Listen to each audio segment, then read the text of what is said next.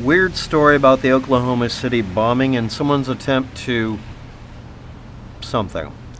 The FBI lost Oklahoma City bombing security videotapes, is the assertion, that they apparently edited to cut out a part right when Timothy McVeigh's rider van pulled up and the explosion. But the video had information after the fact or before, or something. Jesse Trentadue said Kenneth Trentadue is connected in some way through Freedom of Information Act request. So let's chop through this. Now, this is me trying to put it in timeline format. I'm not sure this is accurate. If it's inaccurate, correct me. And I'm going to give an opinion on the motivation for this person doing this sort of thing. Utah attorney Jesse Trentadue has a brother named Kenneth. And Kenneth is a former bank robber who was found dead in federal prison cell, which the FBI claimed was a suicide. He ended up in there after he had been flown to Oklahoma 4 months after the 1995 Oklahoma City bombing. Now, the assertion that's made, not by his brother, who would have seen him every day, is that Kenneth Trentadue resembled two people, John Doe number 2, a police sketch concerning the bombing, and Richard Lee Guthrie, a notorious white supremacist something dark side. Now, so the assertion here, and this is the tenuous need for this. This is the overriding need for it. His brother never committed suicide. He was murdered. That's actually possible in a prison. He could have been murdered. He could have been beaten to death by some of the inmates, or maybe somebody at the prison killed him. Maybe even an authority figure. But the assertion here is that Kenny Trentadue was in fact beaten to death in an interrogation because they thought he was Richard Lee Guthrie, and they thought they had Richard Lee Guthrie as being John Doe number 2. Now, this is from an assertion or a whisper in his ear in 2003 from a person named J.D. Cash. If J.D. Cash hadn't told him that, we wouldn't be experiencing this video or the subject matters. It never occurred to him that his brother looked exactly like a picture, a police sketch, for somebody who was supposed to be associated with the bombing until many years later. And that his brother didn't commit suicide. He assumed that originally because the condition of the body, he had hanged himself, is what the prison people said, but he said that a checkout of the body after they got it back so they could bury him showed that he'd been beaten. Now, I've heard that before about other bodies being returned and they look abused and bruised and that sort of thing, but I don't know how to evaluate that. I don't have the data, and this man is the only one to have the data. As for J.D. Cash making this assertion, well, he looks exactly like such and such. That would require that we look at pictures of Richard Lee Guthrie, John Doe number 2, and be able to see a picture of Kenneth Trentadue, or Trentadue, or Trentadue. I can't pronounce his last name, so I'll stop doing it. Kenneth. The FBI gave this Utah attorney, after demanding, they gave Jesse all 30 videos they could get a hold of that they had. This is the assertion made by him. But none of them shows the explosion or McVeigh's arrival in the truck. Now, either the cameras weren't pointed that direction because it wasn't considered important, or those cameras were physically destroyed by the explosion. Now, I want you to stop before you start typing, because I'm going to read the assertions this man makes about how video camera recording equipment works. The explosion, he might have arrived quickly enough, the explosion might have disrupted the equipment that might have had a buffer timer on it, or a buffer system on it, or not. And are these full motion video recordings, or one picture every 10 seconds, or one picture every second, or one picture every minute? Do we know these details? None of that was proffered by this attorney. These are details. The first thing out of my mouth, out of my head is, okay, what was the frame rate? What? No, what was the frame rate? Where were they positioned? Where are they? Where? But they gave him 30 video recordings, according to his own assertions, in only one version of the story that I've read so far. We'll read about the others. But he got 30 videos that they had that they could give him that weren't completely useless, I guess, or even some that were, according to him. Jesse, the lawyer, then claimed and submitted in affidavits and other filings that he knew a video, or the videos must exist, that show the truck bomb moments before it detonated, and McVeigh was not alone because of this note. Again, spurious note mode. A Secret Service note said the following, and this is a direct quote I could find. Nobody's offering the actual direct quote or the actual file for us to evaluate, so I'm just going to read this because this is the only copy, and it's probably wrong. Security video shows Ryder truck pulling up to the federal building and then pausing 6 to 7 seconds before resuming into a slot in front of the building. But then it does not state what tape it was, where it came from, who offered it, chain of command, chain of evidence, anything. But someone said, yes, there is a note like that. But we also don't know who wrote it down, and it could have been literally anybody writing it down. It may have been that someone was told about a security video that shows a Ryder truck pulling up to the federal building and pausing, but we can't find it. So this may be somebody writing down someone's witness statement in their notes. When you get a pile of notes that are written in chicken scratchies and you convert them over to notes because you have to type them up. My assumption here is because of the way this is written up, this is someone telling an FBI agent or a CIA agent or Secret Service agent, this is what I saw. But they couldn't find anything. But maybe not. But this is the one reason he says that there has to be a video. Now again, if the video exists, it may or may not show McVeigh with any other person. But if it did, why would it have to be anything to do with his brother or this other person that may have not been there? Since John Doe number 2 is ruled out because they didn't find any evidence for a second person. And if they did, wouldn't they just go after Kenneth Trentadue? And why would his brother resemble him? So anyway, let's go on with this.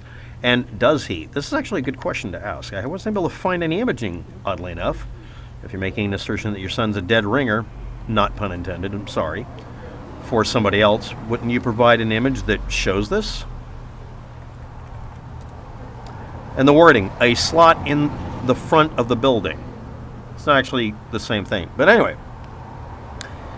he also said, this attorney said, that the CIA had a spy satellite over Oklahoma at the time of the bombing, but won't give out the information for some reason, as of 2003. This is the provisioning satellite thing. He actually filed a piece of paper saying that. Most of you, this is not 2003. This is the year 2019. That's not how satellites work. Because it isn't. It literally isn't. But let's go on to the other assertions that this lawyer is making. An ex-cop named Down Browning said to him that he saw, or wrote it down somewhere, that he saw a man wearing jackets with FBI printed on the back who removed cameras from the exterior of the Edward P. Murrah building. Okay, let's go on. Joe Bradford Cooley, a subcontracting employee bidding to run their surveillance equipment after all of this, said everything was running correctly up to the time the bomb went off. Interesting wording. Next, an elevator repair guy said surveillance cameras were never hooked up again after they put in the new security system approximately 2 years ago because it was too much of a hassle and they didn't feel a need for it. Can you imagine a time in history when... Yeah, I can. I swear, I've gone into buildings that had security cameras hooked up to cables that just went into the wall and stopped. They literally poked a hole and put a cable in. Having the cameras visible is what you use. The real cameras are the invisible ones. Now we're going to get to the next one. I'm going to repeat that. FBI people showed up taking the cameras off the building for chain of evidence. Again, this is now the year 2019. Most of you have security camera systems. Most of you know that the actual recording equipment is never at the camera head because it doesn't need to be. Some actually did work that way in a way, but it's like a single frame buffer. Taking the cameras wouldn't remove evidence because it wouldn't have any, and second, it wouldn't be useful for evidence except to take them down and see what kind of focal length they have and that sort of thing. That's very useful. Or just writing down the make and model of them and then you put back up. Or maybe they saw people outside taking down the old security cameras when they realized that they hadn't been hooked up for 2 years and they were putting new ones in that were better because they needed an upgrade, because anything 2 to 5 years old you replace, especially electronics. A 5-year shelf life or 5-year lifespan for equipment is about average for this stuff. And again, a dummy camera is still a dummy camera. It'll still scare people away. An FBI agent named Ricardo, I can't pronounce it, noted the Bureau kept hidden I and 0 and June files. Okay, so they have burner files. If they're trying to make a case and they find stuff they don't want to give away because they don't want it to be found under any form of act, they'll destroy files. Well, that means the files are destroyed. Okay. IntelliWire filed a Freedom of Information Act request, and it had not been filled because they couldn't find anything on file they were requesting. After they said they did not exist, the lawyer then said, this guy, said the videos have to exist because of these assertions and statements. Jesse Trudeau then asserted the FBI said videotapes related to the bombing may have been misfiled, as they said in the Freedom of Information Act request. What they actually said is, if we can't find it now, we're not going to be able to because we store things in such a way we can find them. This would mean having to go through all the files and see something that's in the wrong file. There's ones called the Oak Bomb file set. If it's not in the Oak Bomb file set, it might be under recipes or something. They have to go dig for it.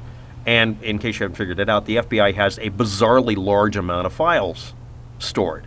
They may have something in an evidence logger somewhere, but the reason for a Freedom of Information Act request is to demand that they go do a simple search. To do a deep search would take months or years for any one individual, and they'd only be able to provision one person.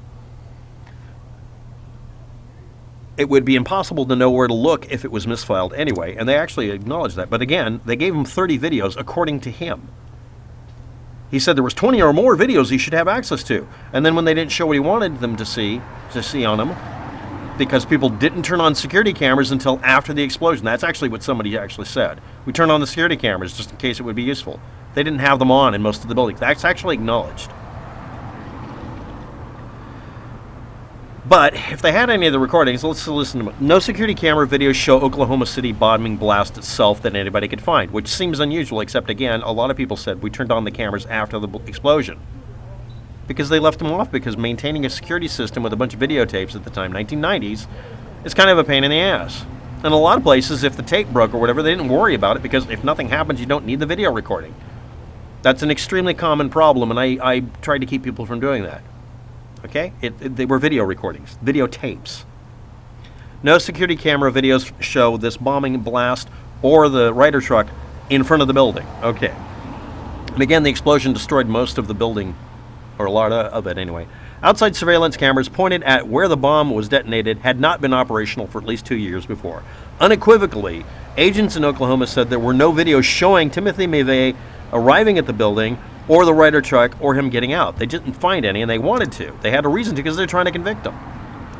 The police officer and an FBI agent were seen in an apartment building talking about collecting tapes, but they were 6 months late, and witnesses said they didn't even know if the cameras were operational or if the video was ever collected from them. And those are people in those buildings. Charles Hanger, Oklahoma highway patrolman who arrested McVeigh after the bombing, said the video from his dash cam recorder does not show McVeigh until he had put him in the back of the car, and it didn't show him. He only turned it on at that point, and it lacked sound because he hit the wrong button. No cop ever made a mistake like that. My conclusion: someone's kid, brother, died in jail after being a bank robber. Let's not forget that. Committed suicide, or he didn't. And he's trying to find a way to collect money on it by suing the FBI and everybody else. Or he just wants them to give a bunch of tapes. He's already gotten 30 tapes. They don't show what he wanted to see, so he thinks they're holding out on him. And there's a note, actual real pathway here, or a note saying that there was recordings. But that's an assertion by somebody probably in the building. And then later they found out there weren't any. Because, again, when a tape snaps, you don't bother putting on the tape again. It's not a high priority. Security is not a high priority in a lot of buildings, including federal buildings sometimes. But I don't know. You decide. Thanks for watching. Have a good day. Good luck with that.